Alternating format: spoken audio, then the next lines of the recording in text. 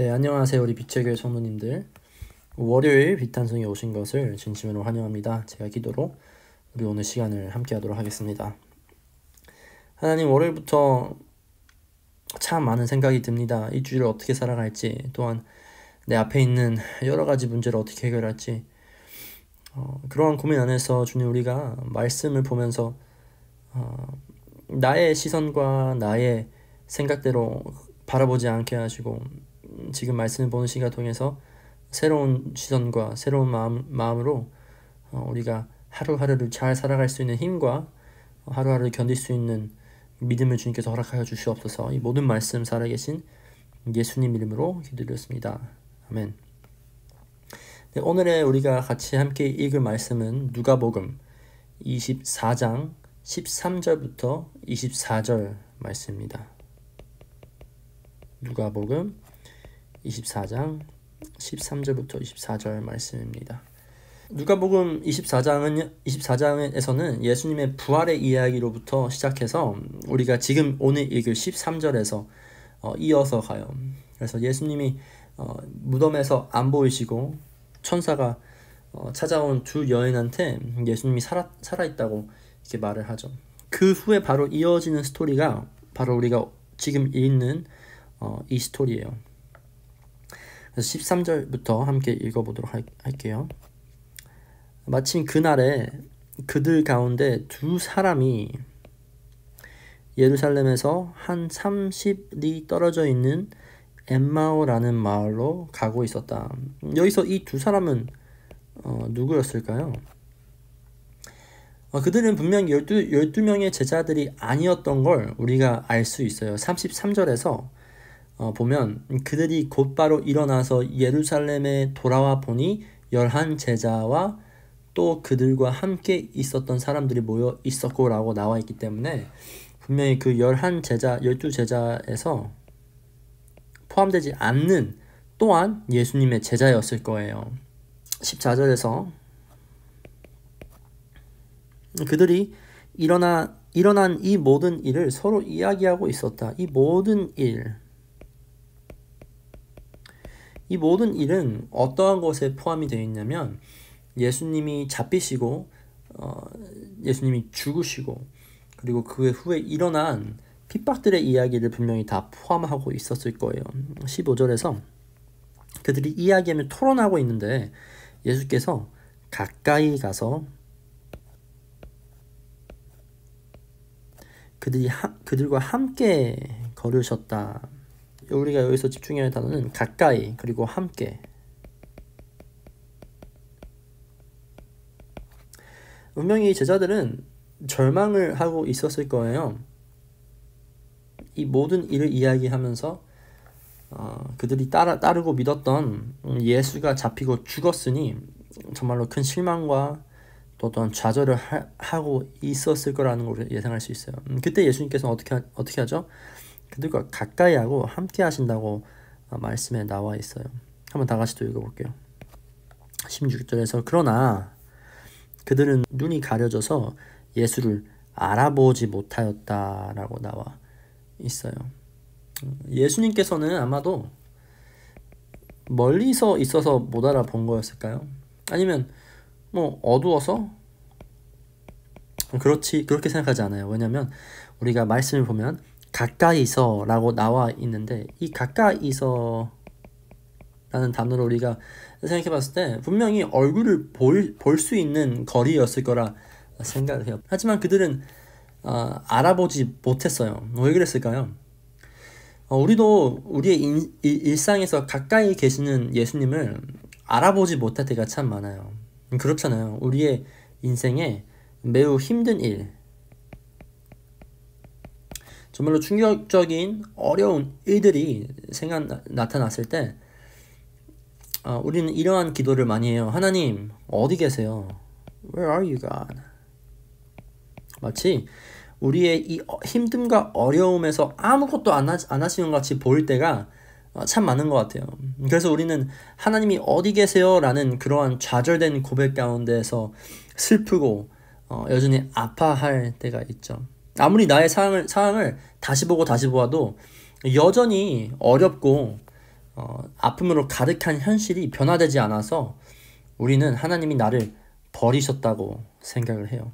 하지만 여러분, 하나님께서는 우리를 한 번도 버리신 적이 없으시니 앞으로도 우리를 버리시지 않으실 거예요. 성경에서 약속을 하신 바에 우리에게 늘 함께 하시겠다 약속하셨고 우리 안에 계신다고 약속하시기 때문에 주님께서는 한 번도 버리시지 않으셨고 앞으로도 버리시지 않을 거예요. 하지만 우리가 그렇게 우리를 버리시지 않고 우리 안에 계시는 예수님을 알아보지 못하는 이유는 우리의 눈 한번 그려볼게요. 좀 무서울 수도 있어요. 우리의 눈에 가장 가까이 있는 것이 우리의 문제이기 때문에 이 문제밖에 보이지 않는 거예요. 우리가 지금 이 순간 핸드폰을 가지고 우리의 눈을 바로 앞에 뒀다면 우리의 눈은 그 핸드폰밖에 안 보일 거예요. 마치 그 핸드폰이 엄청 크게 있는 것처럼 보일 거예요. 하지만 그 핸드폰은 잠깐 1 feet를 떨어져서 보면 그렇게 컸던 핸드폰이 이제는 조금 더 작게 보여요. 그 핸드폰이 변해서가 아니라 그 핸드폰이 작아져서가 아니라 우리가 단순히 멀리서 이 핸드폰을 봤기 때문에 작게 보이기 시작하죠. 이와 같이 우리는 우리의 문제를 이렇게 가까이 볼 때가 많아서 하나님이 보이지 않는 경우가 분명히 많을 거예요. 한번 우리 17절부터 쭉 같이 읽어볼게요. 17절입니다. 예수께서 그들에게 물으셨다. 당신들이 걸으면서 서로 주고받는 이 말들이 무슨 이야기입니까? 그들은 심통한 표정을 지으면서 걸음을 멈추었다. 그때 18절. 그때에 그들 가운데 하나인 글로바라는 사람이 예수께 말하였다. 예루살렘에 머물러 있으면서 이 며칠 동안에 거기서 일어난 일을 당신 혼자만 모른단 말입니까? 19절입니다. 예수께서 그들에게 물으셨다. 무슨 일입니까? 그들이 그에게 말하였다. 나사렛 예수에 관한 일입니다. 그는 하나님과 모든 백성 앞에서 행동과 말씀에 힘이 있는 예언자였습니다. 20절입니다. 그런데 우리의 대사장들과 지도자들이 그를 넘겨주어서 사형 선고를 받게 하고 십자가에 못 박혀 죽었습니다. 지금 17절부터 20절에서 이야기는 예수님께서 이제 이 두 사람이 이야기했던 이 이야기 안에서 참견하기 시작해요. 어떻게 참견하시죠? 무슨 이야기를 하냐고 맨 처음에 물어보세요. 제자가 설명한 후에 예수님께서 또 한 번 다시 물으세요. 무슨 일이에요? 그 다음에 제자들이 그 일을 설명을 하죠. 제가 아는 분 중에서 꼭 이런 분이 한 분이 있었어요.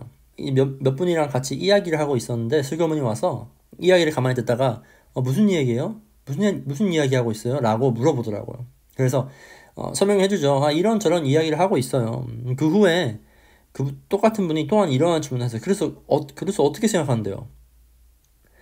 그래서 우리는 또 우리의 생각과 우리가 어떻게 생각하는지 친히 설명을 해드려요. 그런데 이야기를 다 하고 나면 그 사람은 이 이야기를 다 알고 이미 있는 거예요. 그래서 저는 물어보죠. 아니 알면서 왜 우리한테 물어봤냐. 그분이 대답하는 게 어떠한 생각을 가지고 있는지 궁금해서요 라고 대답을 하더라고요. 예수님도 마찬가지예요. 예수님이 지금 일어났던 일들을 모르는 것이 아니라 이 두 사람의 생각은 궁금했던 거예요. 예수님의 죽음을 어떻게 받아들이는지, 또한 어떻게 앞으로 살아갈 건지 분명히 궁금하셨을 거예요. 지금도 예수님은 똑같이 궁금해하세요. 여러분이 지금 그 상황을 어떻게 견디고 있는지, 잘 견디고 있는지 궁금해하시고 그것을 말씀과 기도의 시간으로 함께 소통하시길 바라요. 계속해서 함께 읽어볼게요. 21절은 우리는 그분이야말로 이스라엘을 구원하실 분이라는 것을 알고서 그분에게 소망을 걸고 있었던 것입니다. 그뿐만 아니라 그런 이들이 있는지 벌써 4일이 되었는데 22절이에요. 우리 가운데에서 몇몇 여자가 우리를 놀라게 하였습니다. 그들은 새벽에 무덤을 갔다가 23절입니다. 그의 시신을 찾지 못하고 돌아와서 하는 말이 천사들의 환상을 보았다는 것입니다. 천사들이 예수가 살아계신다라고 말했다는 것입니다. 24절입니다. 그래서 우리와 함께 있었던 몇 사람이 무덤을 가서 보니 그 여자들이 말한 대로 그분을 보지 못했습니다. 보지 못했습니다. 라고 24절을 마무리합니다. 이들이 그렇게 실망스러웠던 이는 바로 뭐라고 나와있죠? 예수님이 죽었다는 사실 때문이에요. 예수님이 십자가에 못 박혀서 죽었고 이제 무덤에 들어가서 있는데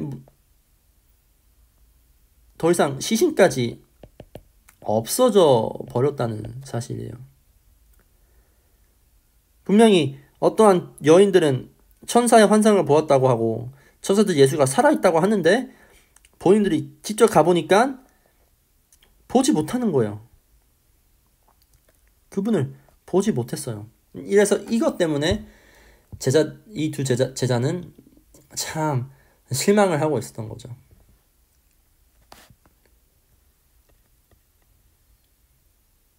이 뜻은 무슨 뜻이냐면요.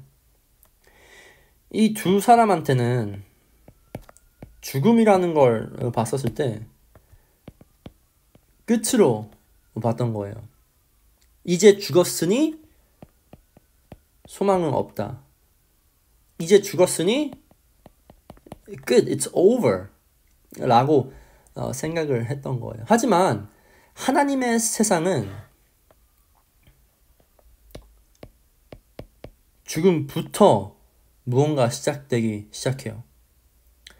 우리는 크리스찬으로서 매일매일 십자가에 죽어야 우리는 이제 새로운 삶을 살 수 있는 것처럼 예수님의 죽음은 우리의 소망의 시작이었어요. 예수님의 죽음은 모든 인류의 새로운 소망이었어요. 누가복음에서 예수님의 이야기들은 참 우리가 살아가고 있는 이 세상에서와 반대로 된 세상을 많이 보여줘요. 적들이 친구가 되고 가난한 사람들이 가장 부자가 되고 아픈 사람들이 치유가 되고 실패가 승리가 되며 또한 오늘 우리 본문에서 본 것처럼 죽음이 부활이 되는 것처럼 하나님의 세상은 거꾸로 돌아간다는 걸 참 많이 표현해주고 있어요. 오늘 말씀 보시면서 혹시 여러분들의 삶 가운데에서 이렇게 가까이 함께 계시는 예수님을 몰라보시면서 살아가고 계시는지 모르겠어요. 인생에서 주어지는 어려운 상황들이 코앞에 있어 아무것도 보이지 않는 건지 모르겠어요.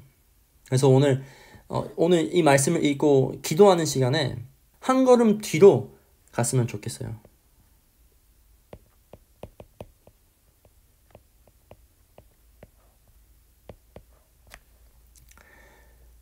그 문제를 무시하자는 거 절대 아니에요. 단지 하루 종일 그 생각으로 7일 동안 계신다면 5분 정도 잠깐 그것을 멈추시고 한 걸음 뒤로 가서 봤었을 때 일하시는 하나님의 손길, 혹시 나도 모르게 인도하시는 주님의 손길이 보일지도 몰라요. 아까 16절에서 이야기한 것처럼 우리 눈에 바로 앞에 있는 것이 문제뿐이라면 이것이 너무나도 크게 보여서 아무것도 보이지 않을 수도 있으니 우리가 이 문제 사이에서 one step back을 해봤었을 때 다른 것들이 보이는 것처럼 혹시나 우리가 우리 뒤에서 우리 앞에서 우리 대신 우리 함께 일하시는 예수님을 우리가 경험할 수 있는지도 모르겠어요.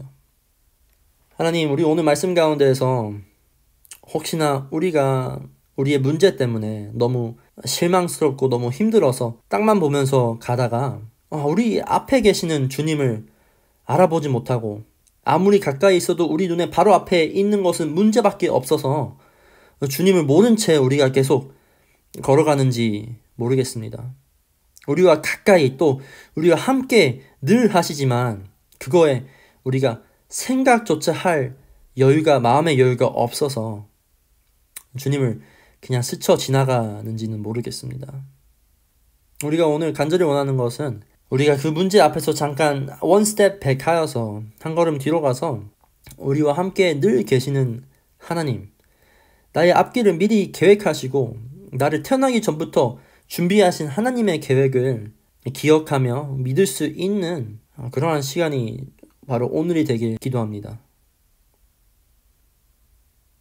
그래서 주님, 오늘 말씀 가운데서 우리에게 친히 찾아주셔서 우리에게 어떠한 일이 일어나고 있느냐라고 물어보는 주님의 음성에 우리가 귀를 기울여 주님께 대답을 하며 주님께 반응을 하며 살아갈 수 있는 우리가 될 수 있게 주님 인도하여 주시옵소서. 이 모든 말씀 살아계시고 우리와 함께 하시는 예수님의 이름으로 기도드렸습니다.